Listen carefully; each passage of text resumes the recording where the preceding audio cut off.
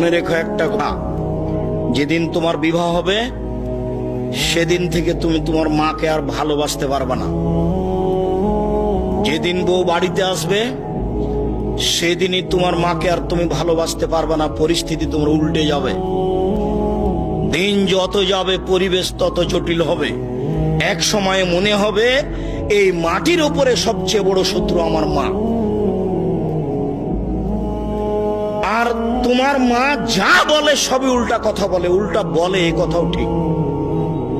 আরে টাকা দিয়েছো তুমি ফল খেতে, টাকাটি তোমার মা তোমার বড় বোনকে দিয়ে পাঠিয়ে দিয়েছে।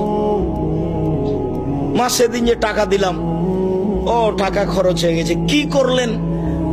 টাকা তোর বড় বোনকে দিয়ে দিয়েছি। আরে আমি আপনাকে ফল খেতে দিলাম, টাকা দিলাম ফল খাওয়ার জন্য, আর আপনি টাকা দিয়ে দিলেন মানে? অবাক। আপনার ছেলে আর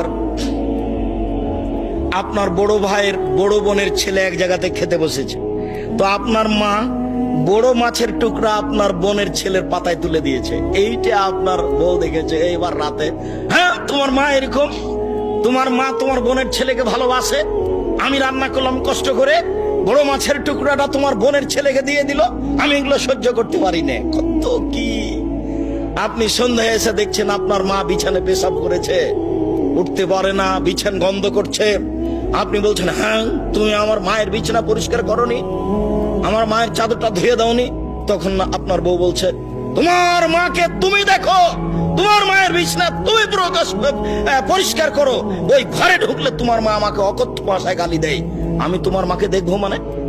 আপনার মা অকথ্য ভাষায় গালি দেয়, এই কথাও ঠিক। নেন, এবার কি করবেন?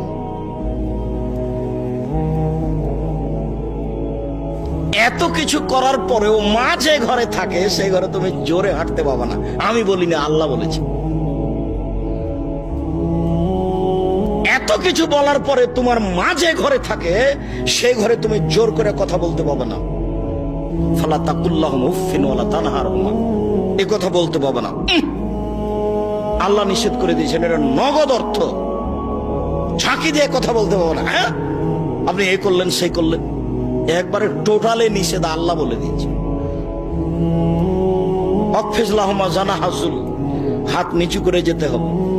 মনে পড়ে না একদিন দৃশ্য নকল করছিলাম, মনে পড়ার তো কথা যে রাজশাহীর মেয়র এসেছেন নওদাপাড়ায় আমচত্বরে, তো শাহ মকদুম থানার ওসি এইভাবে দাঁড়িয়েছেন, এইভাবে দাঁড়িয়ে বলছেন, স্যার এখন কি করবো স্যার?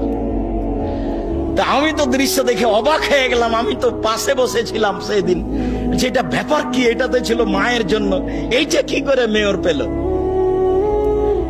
এটা তো মায়ের জন্য ছিল, কিভাবে এখানে চলে আসলো? অথচ মায়ের সামনে এভাবে যাওয়ার কথা আল্লাহ বলছে।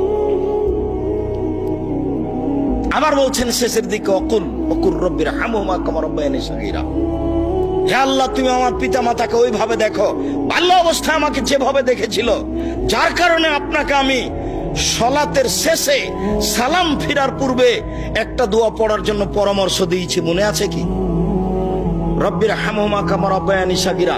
আর এটা যেন মনে থাকে, এর জন্য কি বলেছি বলেন তো দেখি? জাযাকাল্লাহ খায়ের। 2 রাকাত সালাত আদায় করতে হবে।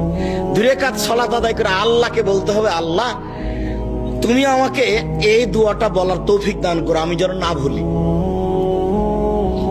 সব সময় সালাত শেষে সালাম ফিরার পূর্বে রব্বির হামহুমা কামা রাব্বায়ানি সগীরা এই দোয়া বলার জন্য আমি আল্লাহর কাছে 2 রাকাত সালাত আদায় করে সাহায্য চাওয়ার জন্য বলেছি পৃথিবীর সকল দিনী ভাই বোনকে। সম্মানিত দিনী ভাই বোন, আল্লাহর নবী বলেন, চিরদিনের জন্য মায়ের অবাধ্য চলা হারাম, চিরদিনের জন্য মায়ের অবাধ্য চলা হারাম। এই বেটা, শোনো, আরো তোমাকে সতর্কতার সাথে বলছি, তুমি বারবার পেশাব করছো, তুমি বারবার পেশাব করছিলে বিছানে, তখন তোমার মায়ের জন্য একটা জায়েজ ছিল একটু হাসি মুখে আঘাত করা। এই কত পেশাব করিস কেন রে, এইটা তোমার জন্য জায়েজ ছিল।